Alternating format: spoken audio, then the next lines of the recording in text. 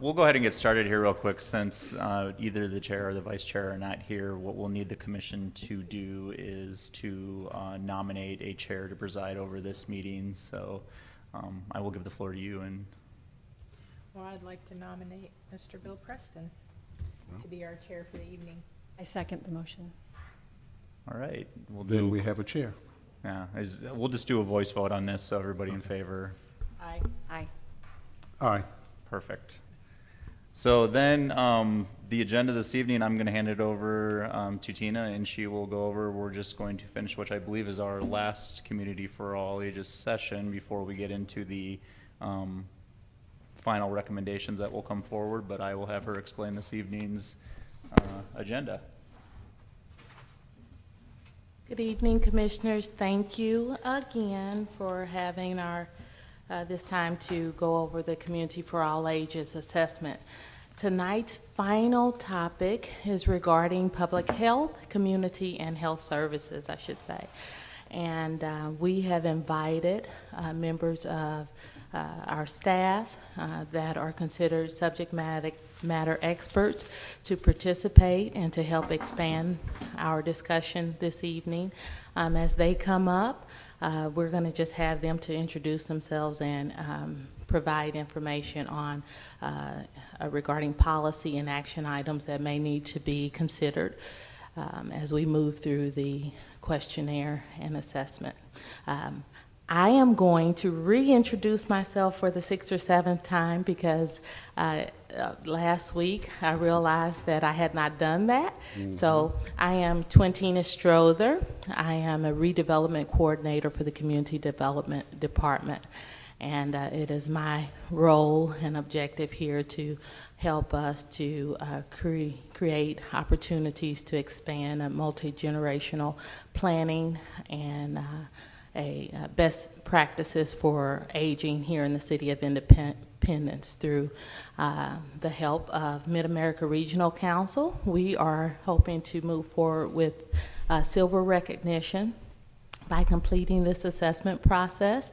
And this evening, we are joined by Kathy Boyer-Seychel. She's the project manager for Community for All Ages, and our facilitator, Ms. Julie McLaughlin. So this evening, we're going to just move right through, and hopefully we will get all the input and ideas necessary to get things moving. Thank you. Kathy? Oh, you know what, Kathy, I'm sorry. I wanted to also share some of our best practices in community health services with you before I close my intro. So that you keep in mind what are some of the things that Mark considers best practices in healthcare. And some of those, I'm going to move right quickly to my, are to ensure adequate healthcare facilities exist for older adults and others who need care at various levels and need. Help establish adequate guidelines that make it easier to provide affordable, effective health care. Work with community organizations to support healthy food networks. Develop a healthy food store incentive program. Promote opportunities for grocery purchases. Explore and create urban agriculture community gardens. And ensure access to recreation facilities and healthy wellness programs. And of course, you can take a look at the City of Independence and our strategic plan. One of the goals and objectives was really to help expand our current living situations and to provide opportunities for not only living accessibility, but also wellness and recreational programs. So we are moving forward with strategic plan objectives and our comprehensive plan, but also helping to add to that, we're considering our Community for All Ages. So without further delay, we're going to get started. Thank you.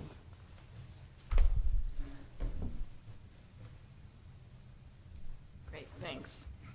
And thanks to the three of you for sticking with this and participating tonight. So as mentioned last week, that the first three topics had to do with the built environment, which is a very important part of livable communities. And then the last three topics had more to do with the city's role with supports and services to support not only older adults, but residents of all ages. So tonight, as Tina indicated, it's specifically to the community and health services. And because the community really has the responsibilities for health and community services is not as much with the other topics, there's only one policy and the rest are actions. Lower that a little bit. So the first policy is that applicable city plans recognize the need for health care services that are accessible to all residents and served by transportation options. And what I did last time, I think you weren't here last time, the two of you were here. I just gave a little bit of overview of the cities that have gone through this self-assessment phase to just give some examples of what some of the other cities are finding, and then your local experts to talk about what specifically is available here in Independence. Most of the cities give examples of how not necessarily policies, because very few have actually policies in regards to this, but most talk about what they do around healthcare services and how they help them understand where they can access transportation. Most, as mentioned, simply don't have policies. One had a recommendation that the assessment task force, such as yourself, recommended that the city staff conduct a study to provide transportation services to medical facilities about how that might be done. And I think we really talked about that when we did the self-assessment on the transportation.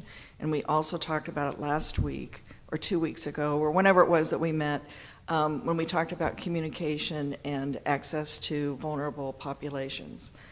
So I think that you already have that as a recommendation. But I think now, Tina, is someone going to come up or do we move on to the action? I do think there's some information. You can use this one too.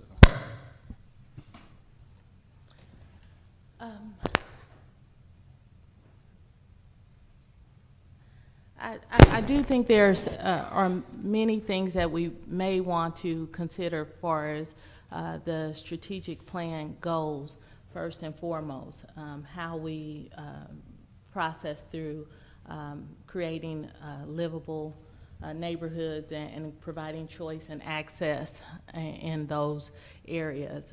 There's certainly a safety component that was presented in the strategic plan that helps to expand just a sense of safety and communication with public service or public officers. And Charlie, you're going to put you on the spot.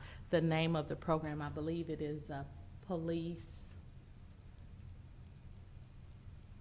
It is it is an opportunity where citizens are invited to work side by side with police officers to volunteer to protect the neighborhoods and communities. I know PD does the Citizens Academy, and they also offer ride-alongs as part of kind of their outreach to the community. So I'm assuming that's kind of what you're getting at there, are those two programs? So that is the main focus, and I think that we'll have additional information as we move forward with what is currently going on with our health and wellness through Parks and Rec and other. So we can go ahead and go through the questions. And the thrust of this is that as cities are developing plans that have policies, is just to give some consideration to healthcare services that might be made available. So it's just top of mind. So all of the rest then are actions that cities might do, and most of them require, or at least gives the consideration of what partners exist within the city, or maybe even within the region, that can help Independence look at these actions a little bit closer. So the first is the city, in partnership with the area healthcare organizations, makes available to offer health services at community facilities such as hearing tests, hearing aid cleaning, flu shots, blood pressure checks, and so on. So with the other cities that have done this, they give lots of really great examples of how they're making available these kinds of tests and assessments. We have 3 recommendations that have emerged through the other cities. One recommendation from a city was to provide educational classes for new parents. Another was to contact the senior center and inquire if they might offer cholesterol screenings in addition to the blood pressure screenings, and other kinds of screenings too that aren't typical, the mainstream kind of screenings. And that the community center staff host additional services and that staff become more strategic in their promotion of services. So those are recommendations that emerged from other community assessments. So is somebody going to come up and, yep, I see you.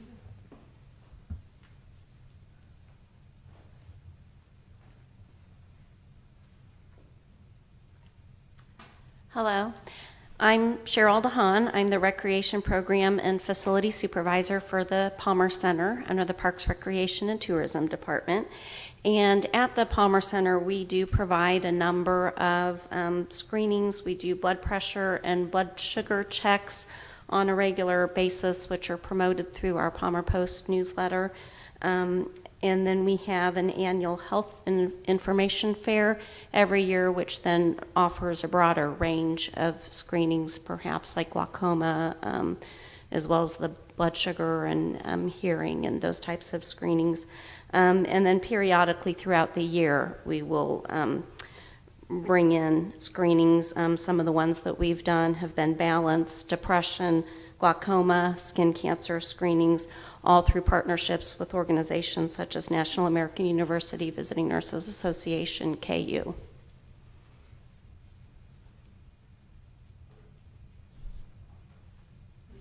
Are there any questions for me about this? Thank you.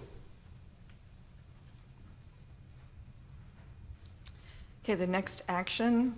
The city, in partnership with the local public health department, publicizes plans and services to improve the rate of immunizations among city residents. And so there are 4 recommendations that emerged from other cities doing this. One city indicated that they currently don't partner with the local health department, so their recommendation was that the city would develop a relationship with, this was a Johnson County city, with the Johnson County Health and Human Services to help develop a goal that would achieve this or that would work toward this action. Another, the city does not currently have a partnership with their local health department, and their recommendation too was to establish more formal communication and to create a formal partnership that would help with this action. Another recommendation was to distribute brochures from other organizations about immunization opportunities. So that would kind of go back to the communication efforts that we talked about the last time. And again, the city currently does not have a partnership with their local health department and to look for ways to partner. So with the other cities that went through this, it was interesting for them to identify we don't have a partnership with our local health department. It's important. So their recommendation was to actually establish some kind of, start with communication with the end goal of partnering. Real quick, let me just kind of jump in, and it's really no secret anymore that the city's health department has been dissolved for various reasons. However, the nice thing about this is we actually do now have a partnership with Jackson County on that. And I know both, Christine and I think a member of Jackson County Health Department is here as well too. So I'll let them speak on that a little bit too. But as far as a recommendation to make that partnership, the good thing is now that we're actively into this process right now, we do have that partnership currently, and I'll let them speak on that a little bit more. Hi, my name's Christina Heinen. I'm Special Projects Manager for the City of Independence. And I have with me Katie Brecky, I'm a Program and Policy Specialist with the Jackson County Health Department. As Charlie indicated, and it's no secret, at the end of June, we closed the physical health department we had and transitioned many of those services to other departments or other agencies to continue trying to make sure that we didn't decrease services, that we actually improved it, improved customer service, improved the abilities and the qualities. Part of that is a partnership with Jackson County Health Department, which everyone knew was 2 blocks down the street and offering many of the same services that we were offering at the Independence Health Department. We're incredibly fortunate that Jackson County has been there with us essentially since the beginning of this transition. So to answer this question, in the past, we did everything from, social media posts, articles in the newspaper, everything we could to promote immunizations.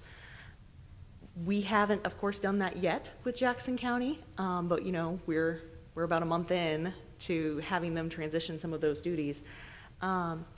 We have every intention to. There's no reason why we wouldn't. So we hope to continue that and that wonderful relationship.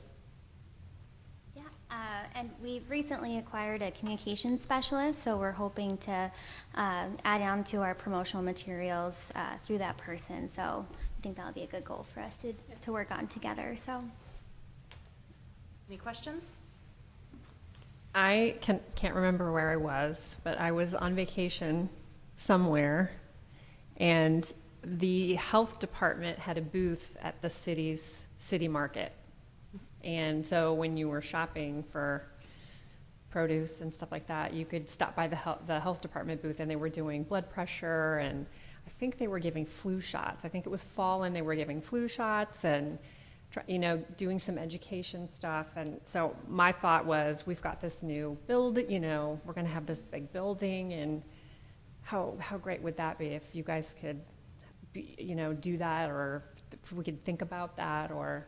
And city staff have reached out, and I know that they've already, the Independence Health Department used to do flu vaccination clinics at our schools and at different locations.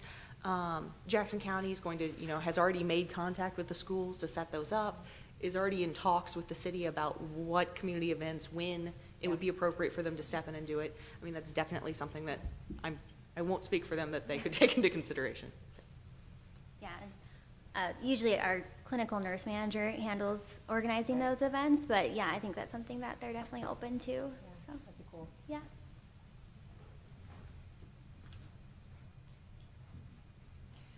So I wonder, thinking about the last session, when we talked about communication, is there an interest in a formal recommendation that this partnership with Jackson County Health Department, that the city would look at ways to communicate when these kinds of activities are available and are open for the public? Would that be a formal recommendation? It should be, given we are in transition from the former city health department to now partnering with the county.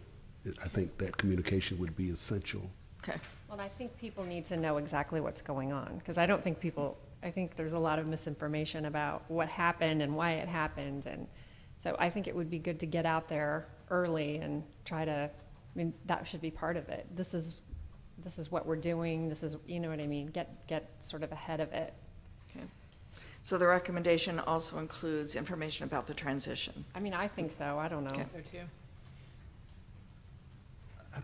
Okay. Transition, but those services that were previously performed by the Independent Health Department, obviously there's a vacuum now, and therefore we need to fill that with information. And how we go about doing that, obviously the experts in the county would bring to the table some ideas and recommendations. So we can put that in. So what I've got is that the city, this is rough, that the city participate in promoting future immunization events that would be sponsored by the Jackson County Health Department, and that this information be combined with additional information and explaining the transition from the city, from the services provided to the city health department to those provided by the county. Yes, It needs some polish, but you'll polish it. I think those are the Yeah. two main ideas. Okay. Anything else that would come to my mind from either staff or you on an additional recommendation that would have to do with the transition or a partnership? Feel free. Okay. Julie is going to be working on pulling together these recommendations over the next 2 weeks, but I think if you can think of another one to give to Tina or Charlie. everyone to do that. Yeah. So the next action, the city has educated personnel to ensure those who work with the public are knowledgeable about specialized needs of citizens of different ages and abilities, and personnel are also trained in applicable reporting requirements of abuse or neglect, regardless of age. So how other cities typically responded to this is that police and fire people, they're mandated reporters, and they're the ones that they look to do this reporting, but they really didn't see that they had a role in this. If they were a frontline staff, for example, and or the receptionist, or really any employee that would see, who'd become more educated about elder abuse and neglect or child abuse and neglect, to trigger, I think that maybe I need to speak to whatever your policy would be, whether it's my supervisor or the city manager, but most did not recognize that they may have an obligation or a role in advancing, I think that this child or I think this older adult may be abused or neglected. Who do I contact so that this can be investigated and looked into? So cities that forward a recommendation, is a recommendation about staff training on what is elder abuse and neglect, and typically that's with either the health department or the area agency on aging, whoever would provide that training for you, and then develop some policies around how that abuse and neglect would be reported. And again, that's really any age and all abilities. And I think, so it really had to do with increasing staff awareness and training and an understanding of their role and the policy about reporting.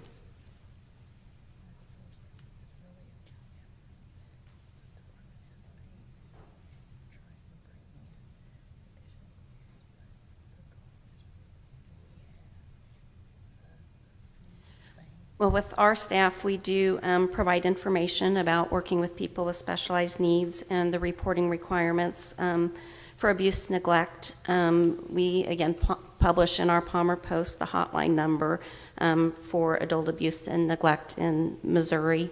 And so that number is readily available both to employees as well as volunteers and other seniors if they have a concern or family members. And then within our volunteer handbook and volunteer orientation, it's clearly mentioned in there some of the signs to look for with abuse or neglect, and then also how to report that. What is the, maybe you're not familiar, but what would the protocols of training for police and officers, fire people, in referring possibly to you or other agencies in meeting the needs of child abuse or elderly abuse? Is there a protocol or training I in can't place? speak within the fire department. And I only know within my department. Is that something you can speak to? Outside of our first responders being mandated reporters to report that and to respond accordingly, whether a fire department is going to immediately, take children into custody or respond to elderly abuse, they obviously go through the chain of command and report to agencies in the same manner as a first responder. But I did not reach out to them for, their protocol for how they respond on incidents regarding abuse, neglect, or even for people with disabilities that they have to respond when there's a mental health issue with a citizen. How do they respond? So I did not get that information, but I could look into that. Probably. Yes, sir. Would be a good point to add. Indeed. In how we execute referrals for police and fire to the appropriate agencies. Yes, sir. I will do that. Thank you. Thank you. And I wanted to add, and I did not want to overlook the fact that we have our Citizens Disabilities Advisory Committee that certainly serves as an advocate for people of all abilities. They can voice their concerns with that group, and that group will try to move those things through council through their annual recommendation process and share any concerns that at any time throughout the year they have a documented process that allows a citizen to either request investigation into issues that are surrounding disabilities or accommodations, and that is a process that has been in place for some time, and the city has continues to try and make sure that we meet those needs for people with disabilities. Yeah, with the first responders, when they go through training, it's a very prescribed training, very prescribed rules and procedures that they need to go through. And like with the other cities, that if there are senior centers, they have in place policies and the training, just as was mentioned. So the question would be is whether you're wanting a recommendation that all city staff that are in a frontline position, no matter what department, would you like a recommendation that they receive training on child and elder abuse and neglect, and then what are actions that could be taken? I believe they should all know. A lot of cities, especially for security purposes, have this policy, see something, say something. We probably should have a similar thought process as relates to vulnerable populations. So it's really, I think becoming educated and really think through what will the city's recommendation for action be. I think Mark can provide some suggestions on folks that can provide training on elder abuse and neglect and possibly some best practices. So we've got that recommendation. Any other thing on that had to do with this, with essentially elder abuse and neglect, but also child abuse and neglect as well? Okay. So the next action, the city promotes and enables the location of full-service grocery stores and retail establishments to expand the availability of healthy food options. One city code, they amended that so it would allow for a full-service grocery store as a small city. And one city pursued a tax increment financing to assure expanded grocery store options for the city. So those were the two recommendations. And then I wondered, do you all participate in the Healthy Food Bucks initiative that Mark is a part of? Okay. So it's probably a part of what you're going to be talking about. Okay, so. Well, and I'll real quick jump in on the grocery store, the grocery store aspect of everything. Right now we're not necessarily promoting full-service grocery stores through zoning or anything like that. I think, and I'm trying to look here real quick as I talk, I believe that our grocery stores fall under general retail sales, so we don't, through our zoning ordinance, actually single out grocery stores as an allowable use. We kind of just bunch it in with a lot of other retail uses, similar retail uses, I should say. So we have not actively gone out to try to promote grocery stores in areas. Now I know we're aware that the city does have what you would call a few food deserts in the west side of town, and I think council's aware of that and has tried to work through some of those issues to see if there's some businesses we can get in there, but sometimes that's easier said than done when you're trying to attract a business. But that could be a recommendation. Maybe that's something we look into to see how we can fill in those food deserts in those areas, make sure that we are adequately serving our citizens. We obviously have the farmers market, which is going to be an option for healthy foods when that does open up here in the very near future. So we currently do have a farmers market right now, but we're hoping with the new farmers market that we're able to expand on it a little bit more. So I don't know if there's anything else that we need to add as far as anything. Do you think that you could expand, Alicia, on the bucks that are doubled for the food for the market, which would certainly benefit our residents that are a low to moderate income? Good evening. My name is Alicia Nelson. I'm the Wellness Manager at the City of Independence Parks, Recreation, and Tourism Department. And the City of Independence Farmers Market participates in the Double Up Food Bucks program. And for those of you who aren't aware, that program allows for SNAP participants to increase those dollars. So for instance, let's say you have $25 of SNAP benefit. You actually get an additional $25 that you can spend just for the purchase of fresh produce of fruits and vegetables. So it allows your money to go further to have access to healthier food options. So that's how the program works. And it's been at our market for several years now, and we'll transition to the new market structure when we move over there. But that's actually also written into our contract language. So it's required for whoever our market manager is who runs that program, it's required that that program be maintained and available to our residents here in Independence. Do you guys have any other questions about that? Okay, thanks. Thank you. So a question might be about how the communication, when the Healthy Food Bucks program is in operation, how is the city communicating that to residents? So that might be a question, and I don't know whether that's in the form of a recommendation that look at how the community or how the city promotes the Healthy Food Bucks program. So is that a recommendation, or do you feel like you're already doing a wide, comprehensive way of communicating the program?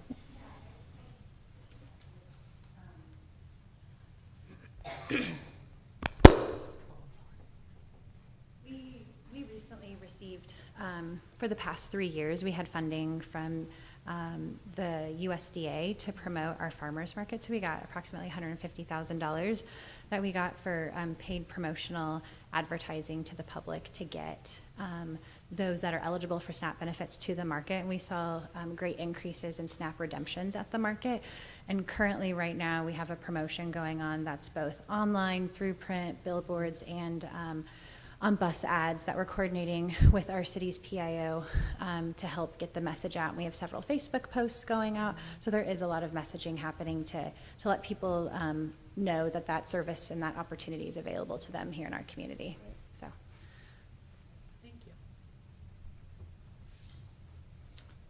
Any other questions? So a little unclear, Kathy. There were two things that were potentially up for recommendation, one related to the communication piece, but prior to that, there was some brief conversation about whether there needed to be any other additional recommendation in relation to placement of grocery stores, secondary to the awareness now of food deserts. That was kind of like. Yeah, I think, Charlie, you may have said something. Yeah, and again, it's that we don't have any formal zoning policies or anything like that, you know, to attract these type of things. Obviously, the city has different funding mechanisms if something does come along that we would find attractive, that we could help possibly promote or get these type of uses in those places. So, you know, right off the top of my head, I'm just thinking just if we could even create a policy, just a pretty broad statement to say that, you know, try to create policies to I'm trying to come up with words here real quick, and I'm not necessarily good Maybe at that sometimes. incentives to Yeah. get that to happen. Yeah, and again, it's Try to explore creation of policies that will incentivize Eradication of food deserts. Yeah. eradication of food deserts. yeah. And again, and as I said, you know, we know that we have some, especially on the west side of the town, and those are areas that we can definitely look into, so.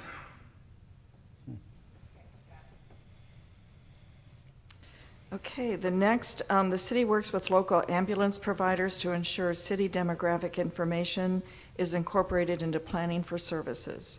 Most cities will have identified that they look to MARC to provide the demographic information, and I think that MARC even provides down to where are the food deserts. So most are saying that they'd look to MARC and our research department for that kind of demographic information, and then they share that with the local partners that may need to know that, whoever those might be. In one case, it was a Johnson County MedAct that looks at the call logs and data, and then they share that with the city so that the left hand knows what the right hand is doing. And then one city routinely shares demographic information with their fire department. So what emerged out of this is to really think about, with this particular action, with ambulance providers and demographic information, is to look at how are we communicating our demographic information both ways, and how might that be enhanced and improved. And I'll jump in real quick. We do have a process in the city for permitting all our ambulance services, and when I say all, I mean the one ambulance service that we do have in the city. But through that ordinance, we do have an emergency services committee that both fire department, AMR, the ambulance service, and then members from Centerpoint Hospital are also on that as well too, as well as some internal staff, including Christina and I. So we do have that communication through that committee with these groups, with fire department, with ambulance service, and you know, we can definitely expound on some of those ideas to include demographic information. I think through those meetings, it's definitely not a bad idea, and to have that type of communication. And Christina, I don't know if you have anything to add to that, but. Well, and I do want to make it clear, I'm Christina Heinen, Special Projects Manager, that, you know, we meet monthly, and it's fire, it's police, it's Centerpoint, it's AMR, it's city staff, you know, community development, city manager's office, we're all in the room. And each month, AMR and fire and PD, you know, they share their numbers for where they went, how often, you know, what district it was, how long it took to get there. Emergency Services Committee is required by city code to ensure high-quality emergency care and ambulance service for our city. So that group is constantly poring over those numbers, asking questions. If there were any complaints made regarding, you know, EMS, you know, AMR, we pour over why there was a complaint, what the outcome was, what can be done to do better next time. So, I mean, that is something that I think the city does quite well, and we have a very close relationship to make sure that communication channel happens.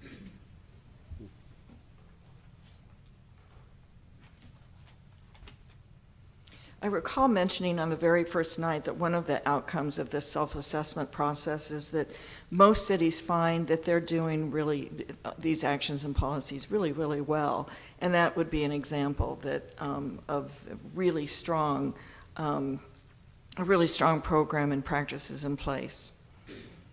The other thing that usually emerges through these is that cities begin to identify partners that they just hadn't thought about partnering with when they're considering, if we're going to be a community for all ages, how do we partner with different entities, the school districts or the churches or the Rotary Club or whatever it would be.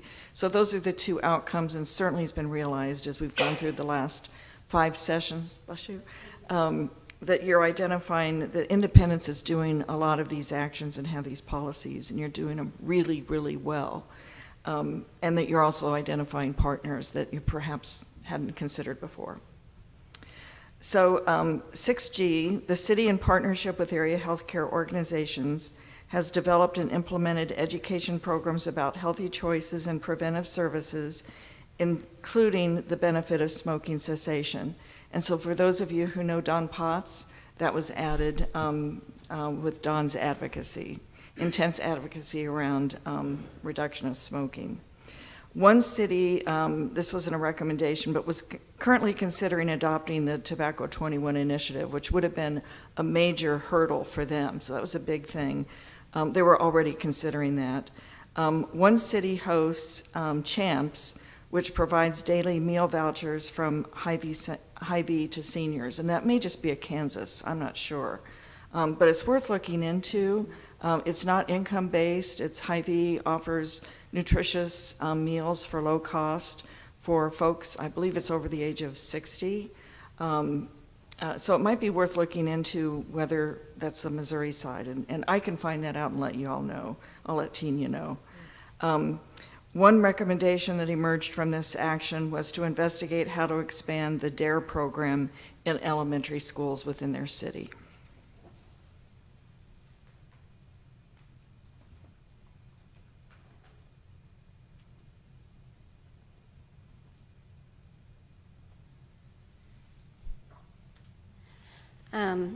I'll speak again with the Palmer Center. We regularly bring in speakers who cover a variety of topics, primarily with our nutrition program.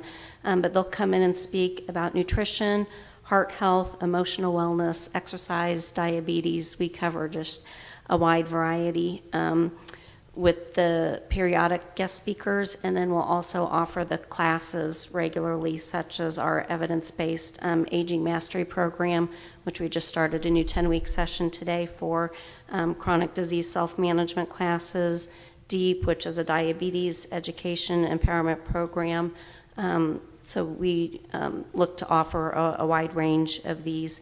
And then for the smoking cessation, the insurance companies often now have just really good programs, and so we'll direct people to those if that's something they're interested in. Are there any questions? Thanks.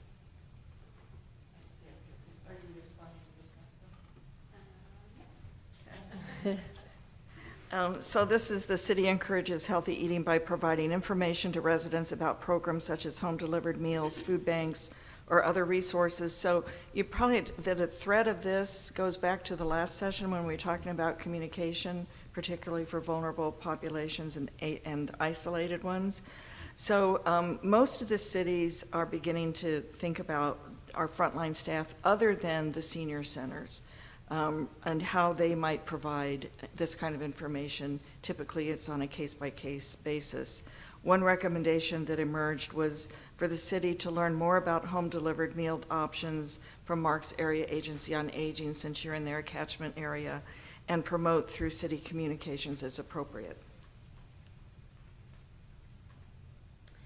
And we do offer both the congregate meals there at the Palmer Center as well as home-delivered meals. And this past year, we saw our numbers increase to about 100, I don't know the exact number, but I know it was up 120s, 130s of home-delivered meals. Before, we were always down below 100, so that has increased a lot during this past fiscal year. We advertise the information through our Palmer Post newsletter by printing the monthly menus. Those are then linked on our website, and so information about both home-delivered meals and the congregate meals can be accessed on our website. And then if people call in, the staff are well-versed in making those referrals for how to get the home-delivered meals. And then as well as Independence has the Meals on Wheels program in addition to the Mark home-delivered meals. So it's nice that we have both programs available. And then with the food bank, we have the Community Services League, just well-known within the community. Are there any questions?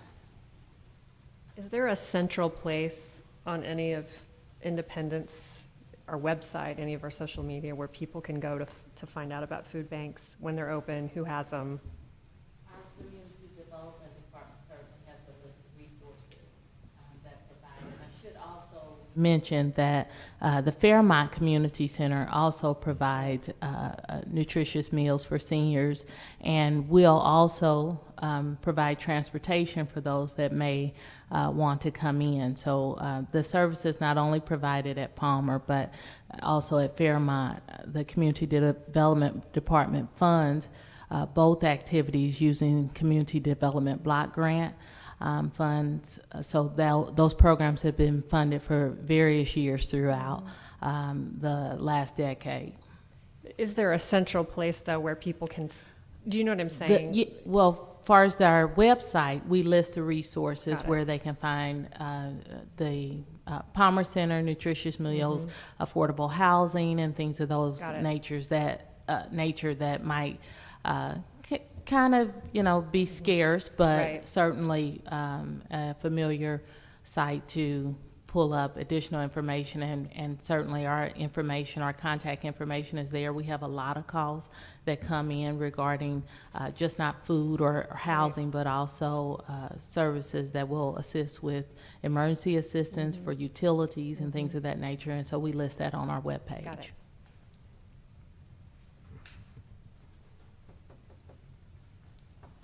So I'm curious, and I'm trying to think if there's any other city that does this, and I don't think so.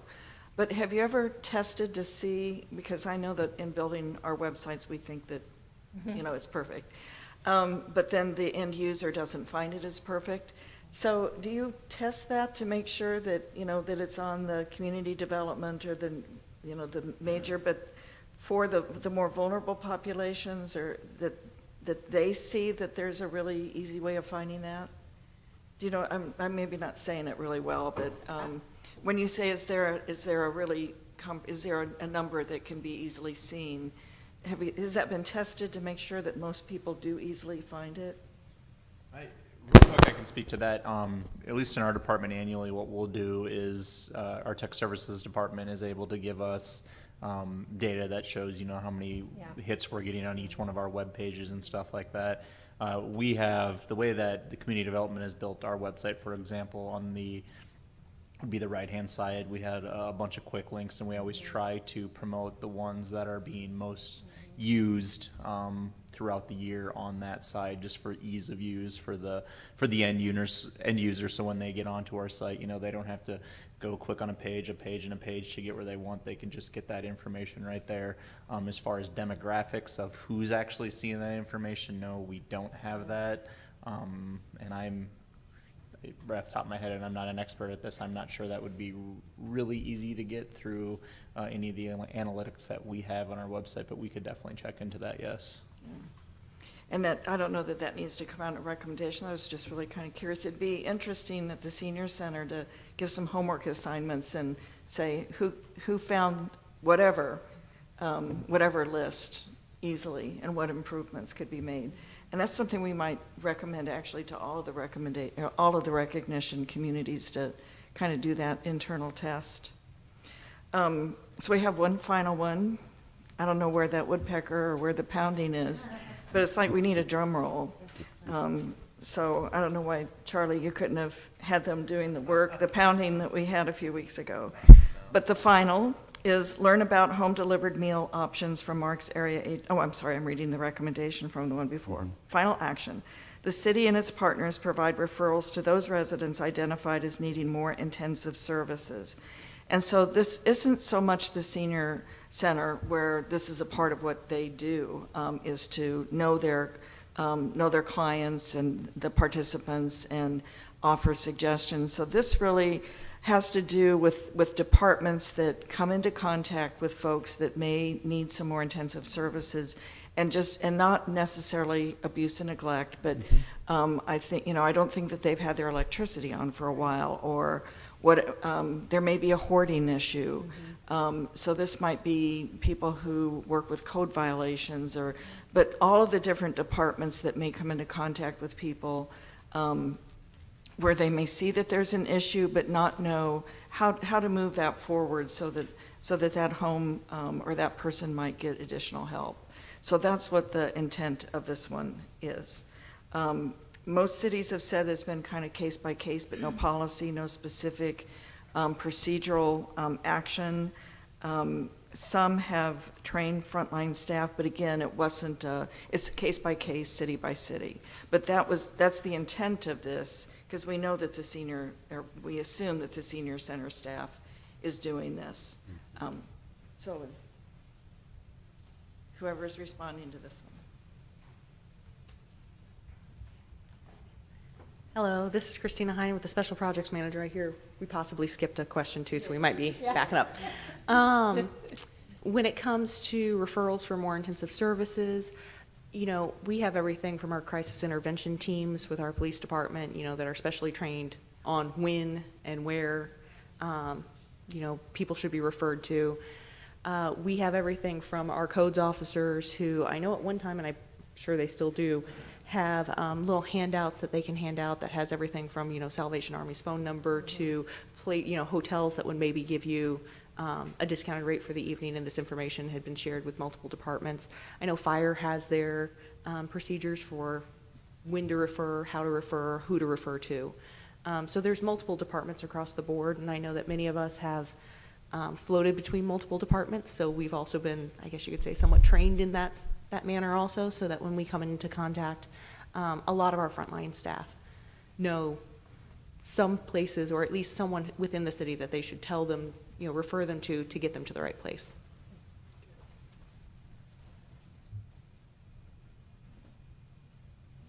There was a reason there wasn't a drum roll. It's because I skipped one. Yeah. So now the drum roll, and it's 6I. Thank you to Alert Julie for pulling that out for me. The city encourages healthy eating and community participation by supporting community gardens and other initiatives that promote healthy eating. Do we think that we've already addressed that in responses, or is there more? Well, certainly there's a lot of opportunity for community gardens throughout the city, and the Community Development Department addressed that in several years ago, a couple of years ago, I should say, not several, through community gardens with Community Service League, and had the opportunity to plant 9 community gardens throughout the city. So our efforts continue to try and help those that are manning those gardens and provide that nutritious food to participants in those programs. So there's every effort to continue that. Mark had a program, and we've lost the champion for this, retired, so it ended, unfortunately.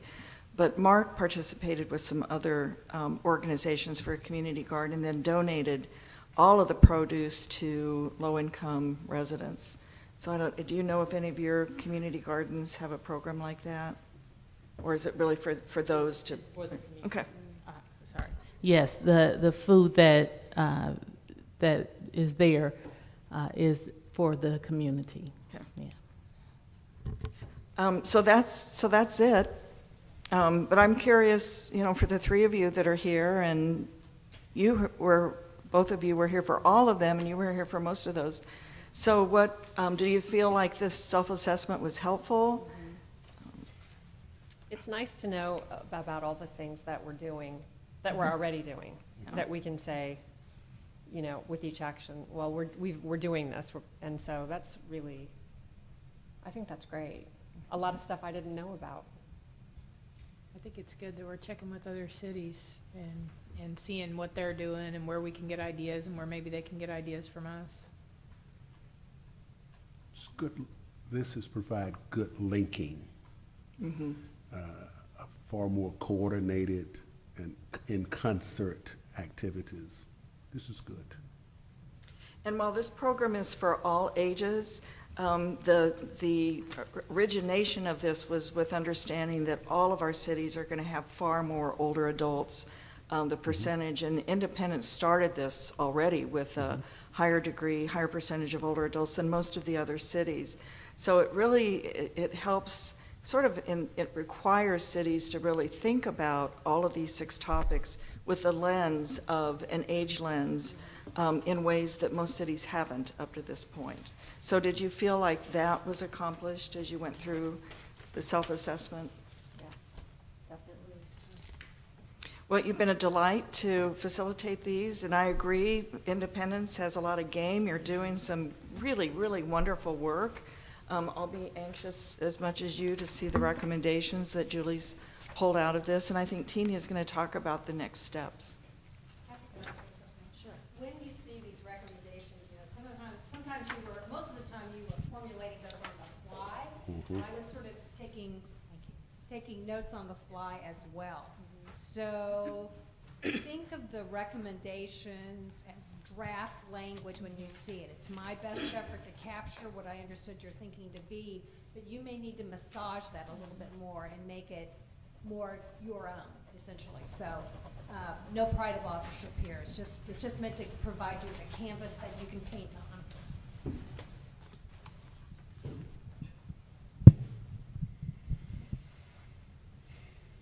Well, I want to thank you all for your vibrant engagement over the last several weeks and helping us to add to all the wonderful things that are happening here in the City of Independence.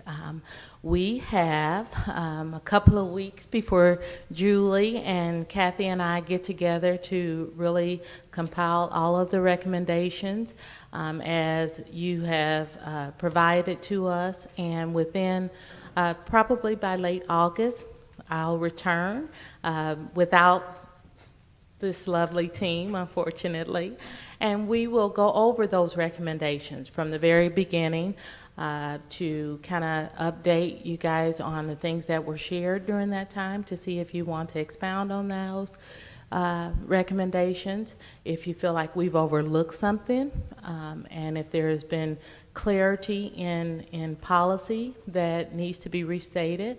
And we are in hopes that we collectively will make that recommendation and that you will move forward with recommendations to City Council and the mayor. So that will happen. And hopefully we're wanting to make sure that it's just not a recommendation, but that there's some process as far as implementation too, whether there's timeline and time frames in which you suggest that we should be able to carry out some of those things. We've had things mentioned as far as having logos and icons to identify community for all ages throughout the city, and information on volunteer programs that were suggested. So there's a lot of things that were suggested, and we hope that maybe not only recommendations, but a timeline and is also added.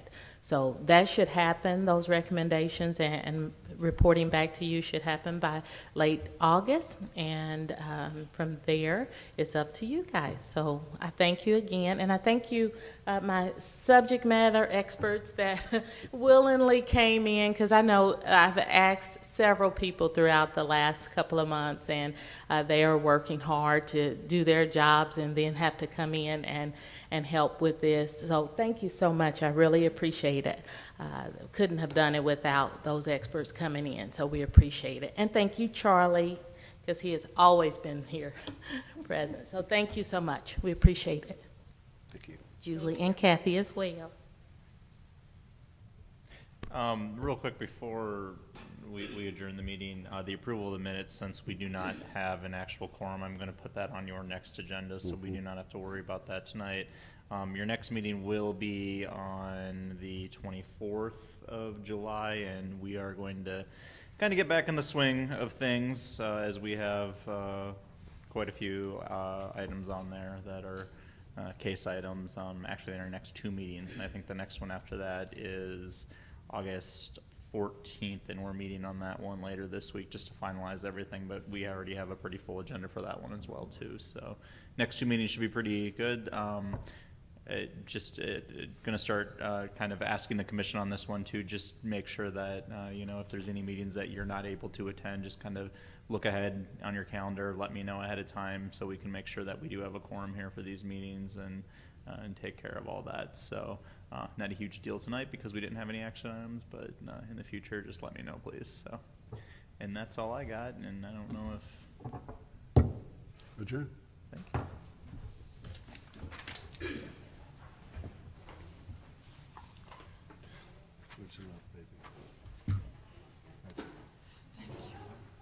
Hanging in there, muddling through. Those are my words. Yeah. Absolutely.